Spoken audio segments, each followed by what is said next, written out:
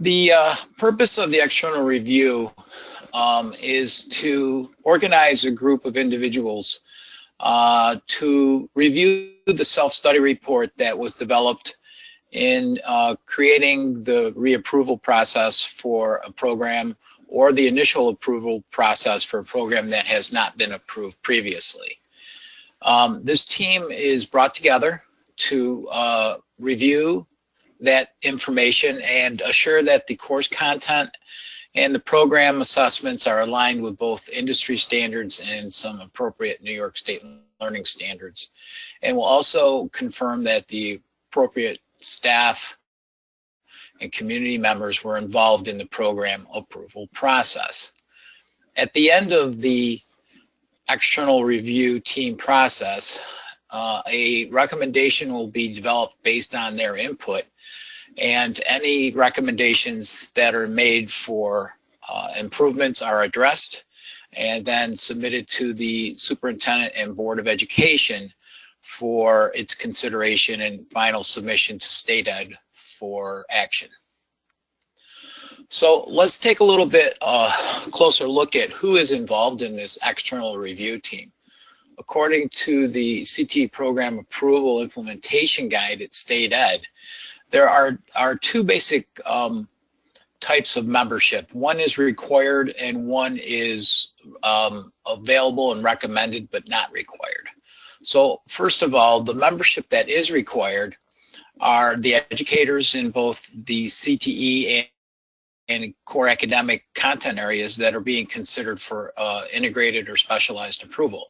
Now, for those BOCES situations, there will need to be 2 academic teachers from 2 different school districts in each of the core content areas to review the material and curriculum crosswalks with our own CTE and integrated academic teachers at the centers. For LEAs and regular school districts, that is not a requirement because, of course, they already have their own academic teachers involved in the process. Business and industry is also a very important component of membership on the external review team. A minimum of 2 representatives from the content area of the CTE program under review are required, and more, if available, are encouraged as well. If you are having multiple programs during an external review team meeting, which is the case in many situations, absolutely individuals representing each of those content areas must be included. Post-secondary educators are also required to be included on the external review team. These representatives are important to make sure that the alignment to post-secondary education in the CTE content area being reviewed are included in the review of the materials submitted. Now, membership may include, but is not required to be included, would be community representatives, representatives for students with disabilities or advocates for students with disabilities, parents and guardians, members from the Workforce Investment Board or the youth councils, and a Board of Education representative either from the BOCES or the school component school districts involved. So the steps that are important in preparing for an external review we're going to review those right now, but we're going to kind of take them in order. And I think the most important thing actually is to identify a date. Now, you really need to do that first because your planning process will back up from your planned external review team meeting date. So as you can see, we have an external review team meeting planned for today. So we have to back up our planning process as many months and dates and weeks as we need to be prepared for that meeting. This is also an important first step because we need to correspond with members of all those categories that we just reviewed and see if they are available on these dates. And so if it's far enough in advance, they usually can have those dates saved harmless so that they can participate if they so choose. The next thing is to begin to identify the individuals on the external review team from those categories we talked about. At this step, it's really important for somebody to capture accurately the information for each of the individuals, because communication with them over the next several weeks and months will be important, leading up to the external review date. The important information is also required so that we can have evidence of who participated in our external review teams, and there is a new form included in the reapproval application process that we'll talk about a little later. I think that, as you saw from that previous slide, there are multiple forms of communication that should be engaged in. First of all, identifying individuals that may or may not have been involved previously with you on external reviews in the years past. Those people might be willing to help again, so communicating with them on a quick email or phone call might be the right thing to do to approach them and see if they'd be willing to help again for this set of programs. Secondarily, if people are new to the process, they'll need to be kind of brought up to speed as to what the process is, so it takes a little more time. But I believe the initial contacts are important, because if they're made in person or if they're made via phone, clarifying questions can be asked by the potential review team members, and hopefully they can get some confidence about what the process involves for them. Once that's established, and once you have a name and an individual identified that is willing to participate, that they have the date available, I highly recommend that you communicate back to them with a formal letter indicating those bits of information, as well as where they can resource information, or how they will gain information, or the self-study report prior to the external review team meeting. Those follow-up correspondences are important, and I believe that those should go out no later than 30 days prior to the event.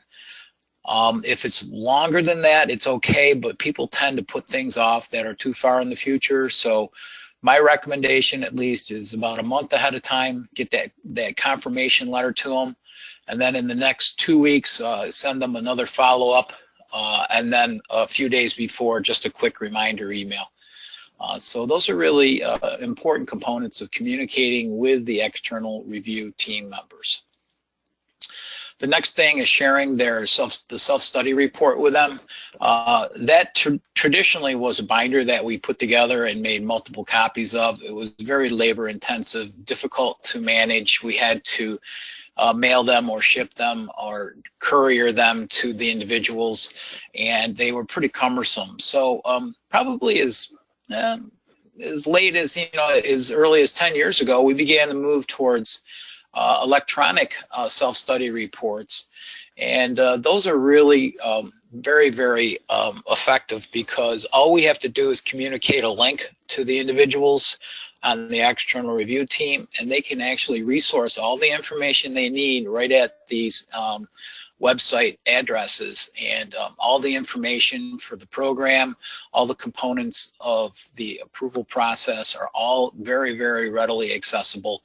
And most BOCES have gone in this direction now in the last 5 years, if not earlier. So my recommendation is that if you are new to the process, you look into sharing your self-study report and information leading up to the external review with the external review team members via an electronic fashion. It's just more productive, and it also leads to them accessing the information more readily prior to the external review team meeting.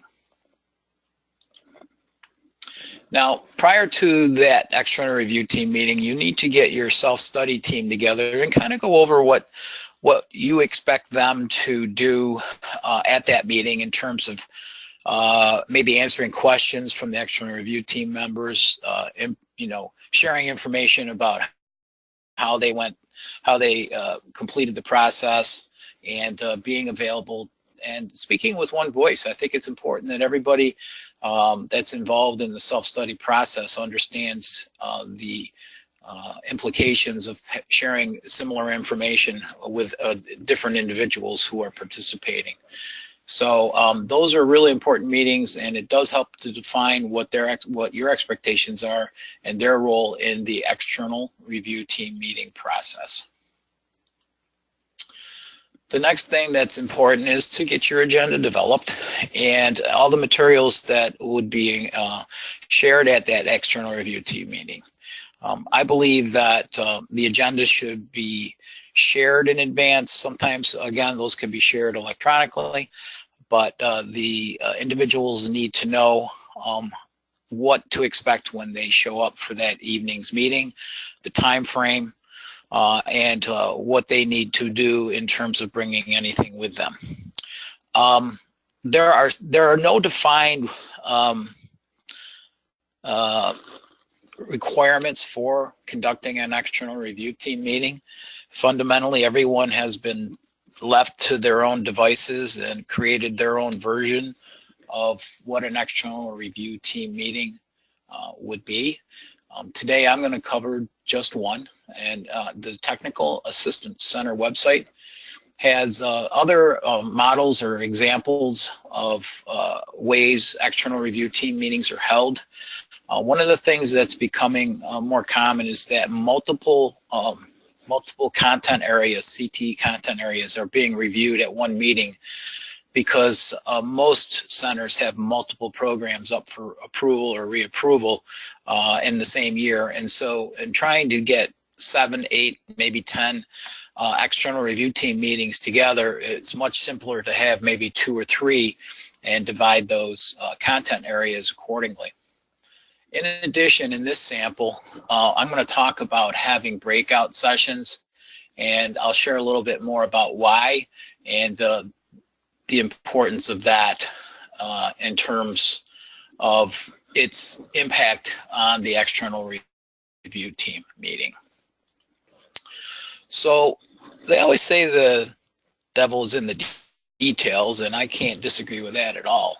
So your support team and people on your staff and your self-study team, they all need to kind of pull together to make sure that all the details are handled. But the obvious things like beverages and refreshments, depending on when you define the time frame for the meeting, you may want to have a light dinner. You may want to have just pastries. It depends on what time frame it is. But remember, these people are giving up their time freely, and if giving them something as a refreshment would be an important thing for you to address for this meeting. You're going to need to make sure sign-in sheets are done in advance with people's names already printed, so all they need to do is sign next to their name. I like name badges or tent cards in front of people so everyone knows who they are as they interact with each other. Many of them have not ever met each other before, so those are really important details. Curriculum materials should be available, whether print or in electronic fashion. Work-based learning guides are really important. Most centers have a very in-depth process for engaging kids in work-based learning, and I think those guides are great examples of all the protocols that are required to put kids into internship settings. Little things like tablets and pens and school information, those are things that are important to have, and make sure that your PowerPoint slides are in order and that you review them a couple times before you actually get to that event. And a little detail, but a nice touch, is to have signs or even guides, student volunteers, to direct people to the meeting location. It just makes everyone look a little bit more professional, and it helps the external review team feel like their presence there is important and they're being catered to. So the welcome and introduction component of the external review team meeting is important, because this is where you actually kind of bring everybody together, maybe many for the first time, and they need to introduce themselves and indicate where they what their background is and where they work and what their role is. And it's really important that you take the time to do that. There may be 20 or 25 people in the room, but you'll need to take the time to go around the room so that everybody knows who is there and a little bit about them before moving through the rest of the evening. This is a good time for them to collaborate as well, because a lot of times connections between businesses occur at these meetings, and it's kind of fun to watch those happen. That may not have happened if a good welcome and introduction component to the evening was not included. So the first thing we like to do is to review the agenda by going through the guidelines for CTE program approval. And this is right off of the CTE approval implementation guide. So they can see clearly that the self-study was the beginning of the process to review all of the criteria. The criteria includes these 6 areas: curriculum, employability profile, work-based learning, technical assessments, post-secondary articulations, and teacher certification. So these 6 areas become the structure of the self-study report, and to ensure that the program meets all the guidelines before it actually gets a chance to get to the external review team. So sharing this information with them, they can see that from that point in time, their input will provide a recommendation that will go to the Board of Ed for certification. A signed application and certification will be sent back to State Ed, and then the program is reviewed for approval or reapproval. So we talked about those breakout sessions that we have implemented, and they seem to work pretty well. And this is why. Members from business and industry were very not comfortable, let's say, about reviewing curriculum to see if there was enough English or math in it. They were very comfortable with talking about whether or not the work-based learning experiences were good for kids, very good at looking at whether or not industry standards were met with the curriculum, very good at weighing in on whether the technical assessment was an appropriate assessment for that program area, and absolutely gave us great input on employability profiles and what should and shouldn't be included. On the other side of the equation, administrators and post-secondary educators were very good at looking at the curriculum in more depth. The academic teachers from the districts really helped them understand where the crosswalks occurred in the CTE content areas. Articulations with post-secondary settings were really important to have a conversation about.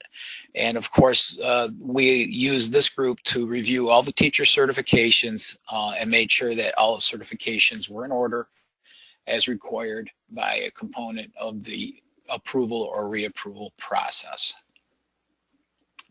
So these folks were able to have some much deeper and much more meaningful conversations, because we kind of split the work up and bifurcated the information in a way that made sense to them. And then what we did is we would bring them all back together, back to the large group again.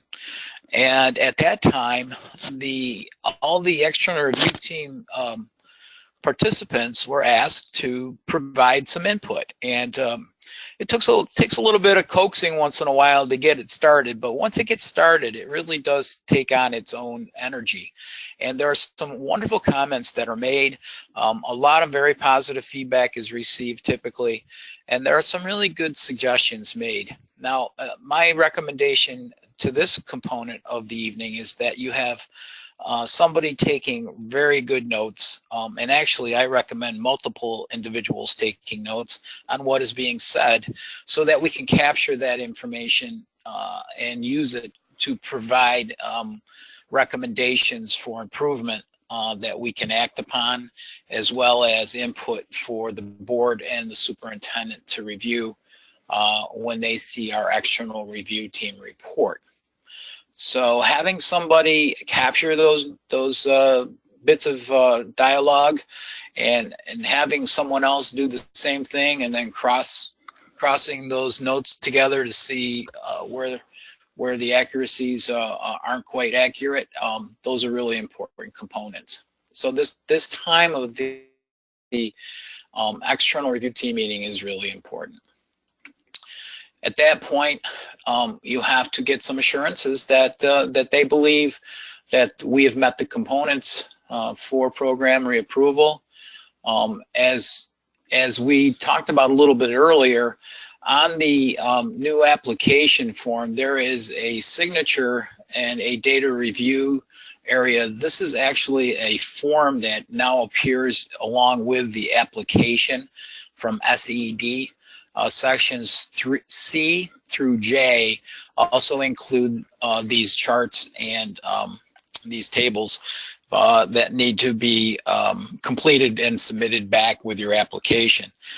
The information isn't really new. However, this signature space is definitely new, and I just wanted to make you aware of it before you went through the process and then realized you needed signatures. Nothing worse than having to go back after the process is done. I think the most important part is really giving them a great round of applause and a thank you for their efforts. These are good people. They want to help. They give of their time freely. And not only do you do that in person, but you do that in a formal letter sent to them following the event, thanking them for their time, sharing any updates about their input and revisions that were recommended and how they were addressed. But again, a thank you letter from you. An email's okay, but a formal letter is much more effective. And once they get it in the mail, they really appreciate getting that correspondence from you. Recommendations for a summary report. This is like a sample of what some of those things might be. You can certainly just do a bulleted list. How you want to provide that information to your board is up to you. A lot of verbiage only kind of gets the critical pieces lost. So it's up to you folks how you approach that report.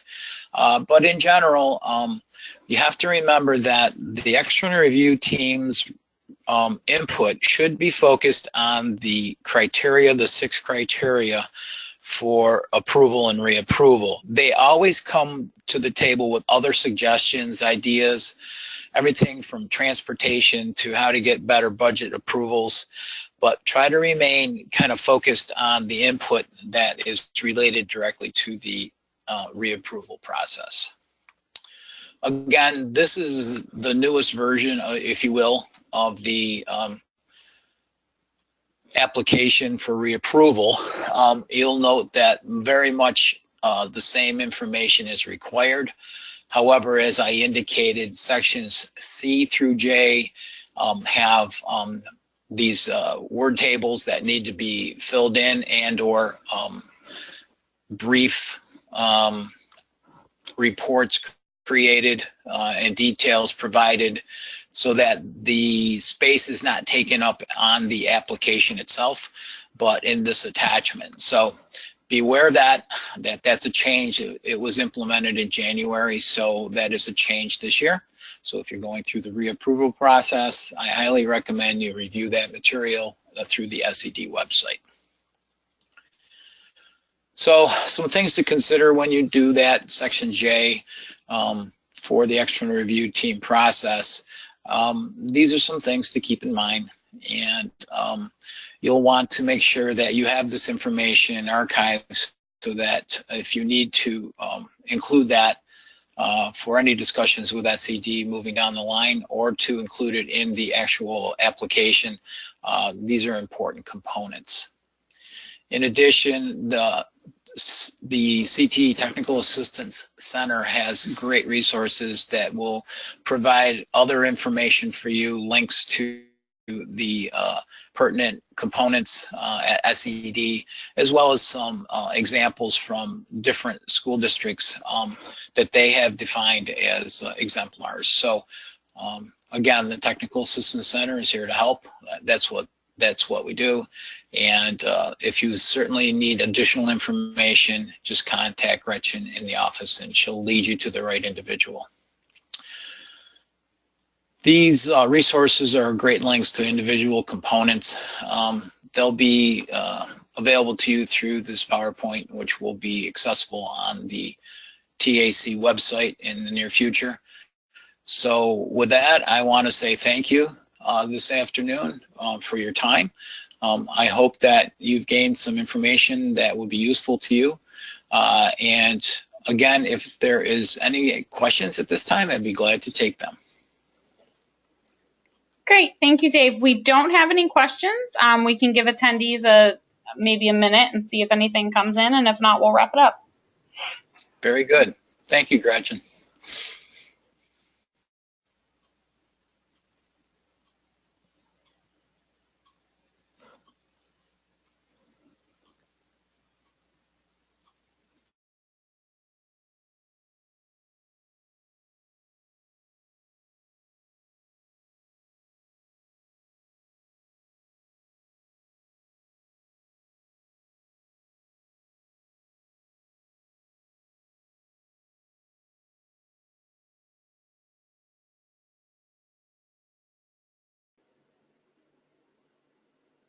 All right, so we don't have any questions. So with that, on behalf of the Technical Assistance Center, thank you to Dave for his presentation, and thank you to those in attendance.